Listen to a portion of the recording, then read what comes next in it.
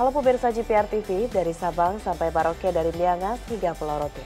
Bertemu lagi bersama saya Mona Azarinisa dalam program Kominfo Newsroom.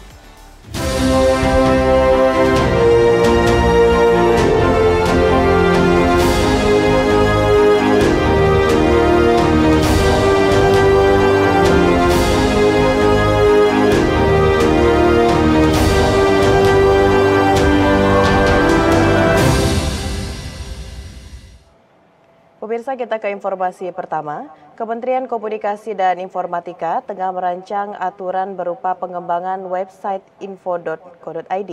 Portal ini bertujuan meningkatkan layanan akses informasi publik bagi penyandang disabilitas.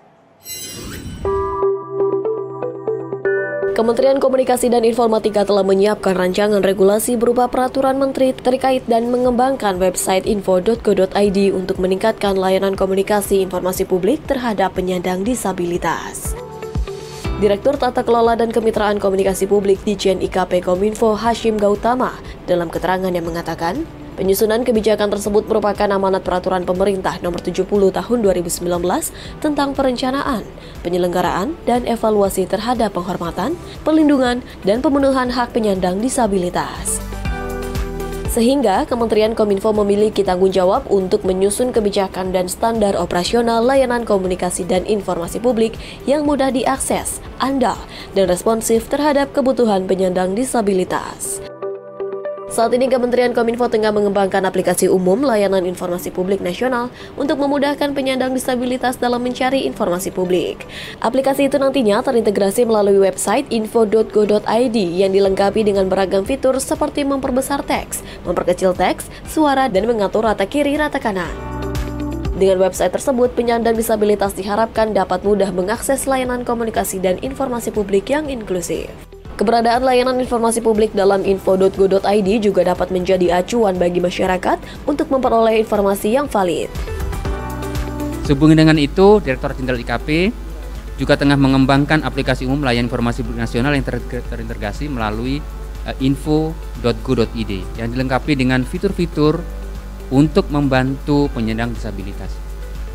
Keberadaan aplikasi umum juga diharapkan dapat membantu meningkatkan kualitas pengelolaan dan pelayanan informasi publik oleh kementerian, lembaga, dan pemerintah daerah untuk membangun aplikasi yang sejenis, sehingga dapat mengalokasikan sumber daya tersebut pada aspek lain yang lebih membutuhkan.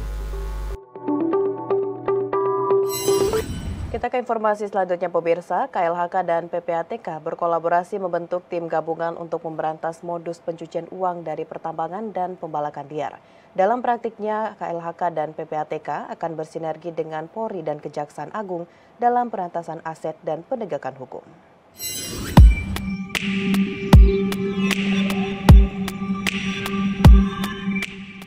Kementerian Lingkungan Hidup dan Kehutanan bersama dengan Pusat Pelaporan dan Analisis Transaksi Keuangan membentuk tim gabungan untuk penyidikan tindak pidana pencucian uang, terutama terkait pertambangan dan pembalakan liar atau illegal logging.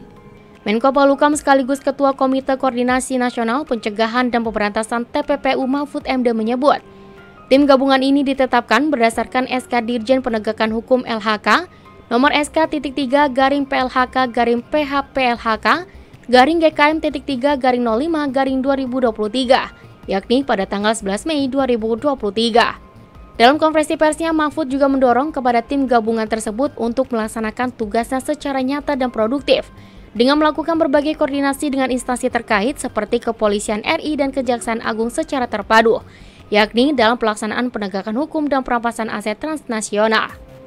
Sebagai bentuk tindak lanjut, Mahfud MD juga mengatakan pihaknya baru saja melakukan rapat Komite Tindak Pidana Pencucian Uang yang dihadiri oleh 13 kementerian lembaga anggota TPPU ditambah dengan beberapa kementerian dan lembaga lainnya yang mempunyai kaitan tugas dengan TPPU.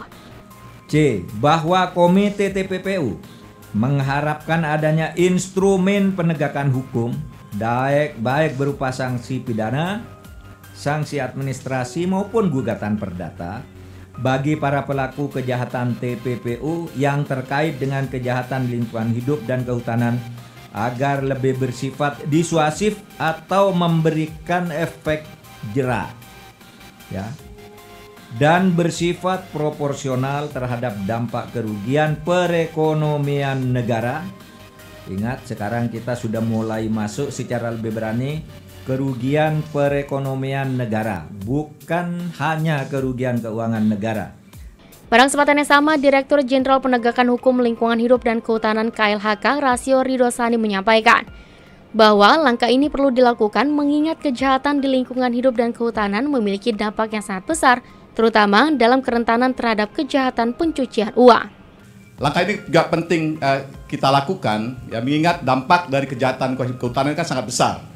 Ya, mudah-mudahan dengan melakukan upaya, ya, penegakan hukum tindak pencucian uang ini kita akan bisa memastikan kejahatan lingkungan hidup dan kehutanan ini dapat kita tekankan, dapat kita berantas, terutama yang terkait dengan tindak pencucian uang. Badan Pelindungan Pekerja Migran Indonesia melepas sebanyak 367 pekerja migran Indonesia ke Korea Selatan. Kepala BP2MI menyebut saat ini negara secara perlahan melakukan peningkatan fasilitas bagi pekerja migran Indonesia.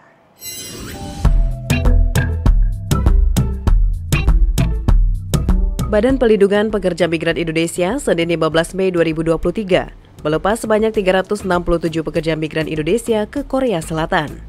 Kepala Badan Pelindungan Pekerja Migran Indonesia Benny Ramdhani menyebutkan, saat ini negara secara perlahan melakukan peningkatan fasilitas bagi pekerja migran Indonesia. Sebagai pahlawan devisa yang setiap tahunnya memberikan sumbangan devisa untuk Indonesia sebesar 159,6 triliun rupiah, sudah seharusnya PMI mendapatkan fasilitas yang baik. Kepala BP2MI menyebutkan di tengah kondisi anggaran PMI yang selama ini hanya 300 miliar rupiah, sebanyak 60% habis untuk belanja pegawai dan hanya 39% biaya program. BP2MI belum mampu untuk secara penuh memberikan fasilitas yang lebih baik kepada PMI dikarenakan kekurangan anggaran tersebut. Namun secara perlahan terus berupaya memberikan fasilitas terbaik untuk PMI, mulai dari keberangkatan PMI hingga kepulangan kembali ke tanah air. PMI tidak boleh dicampur dengan penumpang umum, jangan mengalami berdesak-desakan antrian panjang, berikan fast track, jalur khusus, jalur cepat untuk pekerja migran Indonesia. Di setiap bandara, 8 bandara internasional ini fast track-nya, lihat spesial ditulis VVIP pekerja migran Indonesia. Sudah seperti ini sekarang Mas Imam, ya, perlakuan negara 3 tahun selama saya memimpin ini, dan ini wajib dilakukan oleh negara. Pemirsa, neraca perdagangan Indonesia kembali surplus pada April 2023. Capaian surplus tersebut mencapai 3,94 miliar dolar Amerika Serikat selama 36 bulan atau setara dengan 3 tahun.